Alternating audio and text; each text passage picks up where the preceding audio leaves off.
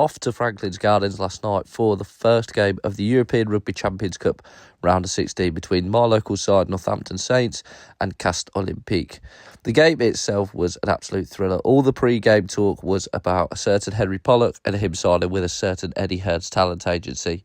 And clearly the Castres players took that to heart because they spent the first 20 minutes trying to take his head off. Despite going 12-0 up, they then found themselves down to 13 when ill discipline became a factor. Saints didn't, however, capitalise on this and went in at half-time 14-15 down. However, the second half was a completely different story. Both sides played free-flowing rugby through the hands. I was really impressed with some of Castres' backline, especially the Fijian boys. When the top 14 sides bring their first teams, they're a joy to watch. But so was Tommy Freeman, Tony Bello and co. Archie McParland had some iffy moments in the second half, but was absolutely outstanding. And what about George Furbank? Considering that England seemingly have a problem at fullback, it's incredible that Steve Borthwick still hasn't took a look at him, especially when you consider how well he's been performing for Saints. All in all, a thrilling game finishing 49-41. Saints march on to the quarterfinals despite a late cast attempt at a fight back. A great game. Yes, and welcome back to Full House Sports. Here myself, Charlie.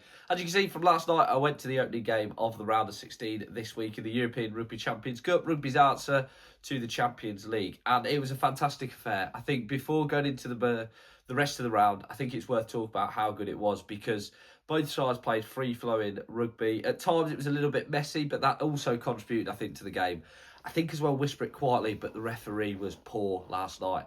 And although definitely I think the first two cast yellow cards were yellow cards, I don't think the third one was in the second half. I think it's one of them awkward laws that we need to enforce, but I just think this re-reffing of the ruck needs to stop.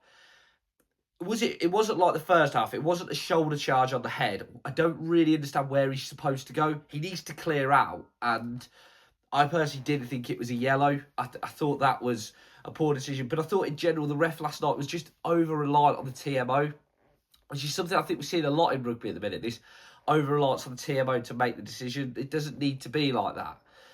Anyways, moving on from that, obviously Saints advance, and there is still 7 more games to go in this round. So quickly, I'm going to whiz through them and talk about what I think. Before I go any further, I am also at the Leinster-Edinburgh game. I fly to Dublin tomorrow morning.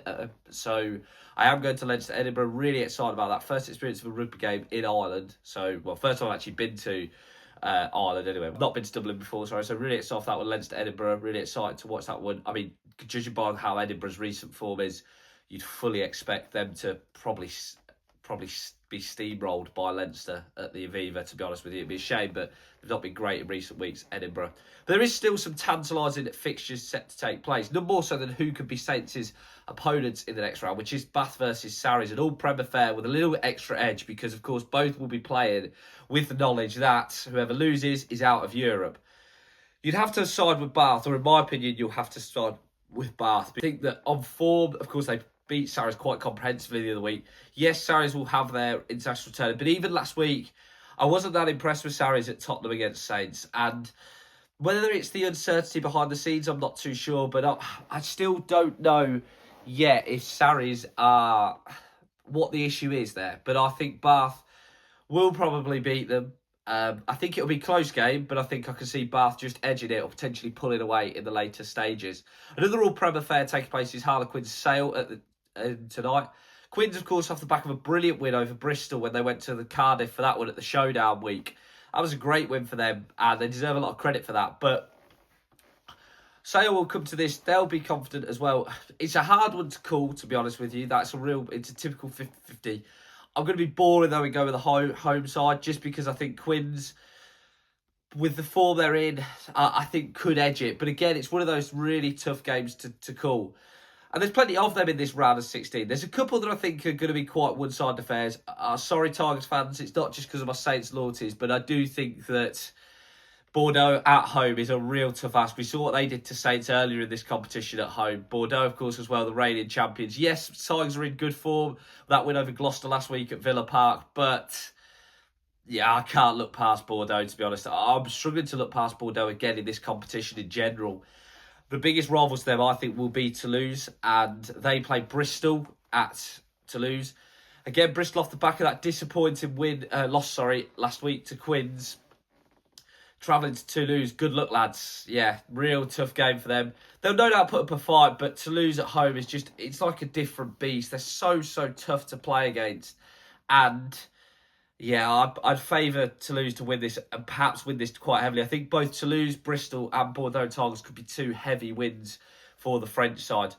Toulon Stormers is an intriguing game, depending on how the Stormers look at this one. It's one of them games where I think depends on what you like. History would tell us that the Stormers, because of the South African team's reputation in this competition, will probably get beat at this. But they've picked a decent side, and Toulon have been up and down in this competition. They've been inconsistent, I think it's fair to say. Like I said, I just struggle going against the French sides at home, especially at this stage of the competition. And once again, with the South African sides, we know they don't always travel so well. Yeah, I'd have to go with Toulon on that one. And one game as well that I'm really excited about is Glasgow versus the Bulls. Now, the Bulls have picked a very Springbok-laden side. That is a surprise, a little bit. They've been entertaining in this competition, it's fair to say. They've been scoring plenty of tries and conceding plenty of tries as well. That seems to be a theme of rugby as well at the moment in general. And Glasgow, who have been special in this competition, they've beat Toulouse, they've beat Sarries at home. It's going to be a really tough call, this one, and one that I'm to-ing and fro-ing with. But I think with the form coming out of the Six Nations, with the likes of Tuipulotu and Jones and others, I think Glasgow could do something special in this competition. I really do. And I think they could beat the Bulls on tonight and hopefully advance, because we want to see Scottish teams we get through. We want to see Irish teams get through, English and French. We don't want to see just this general, just England versus France setup. That's not what we want to see. Unfortunately, I'm not backing any of the South African sides, but I do think that's what's going to happen today. I think it will be Bath get through, Quins get through, Bordeaux, Toulouse, Toulon, Leinster and Glasgow. There's my 7 picks. As always, guys, though, let us know what you think. Please like, comment and subscribe. Anything you guys do is greatly appreciated. There's a try to become a one-man sports news bandwagon. As always, have a great day.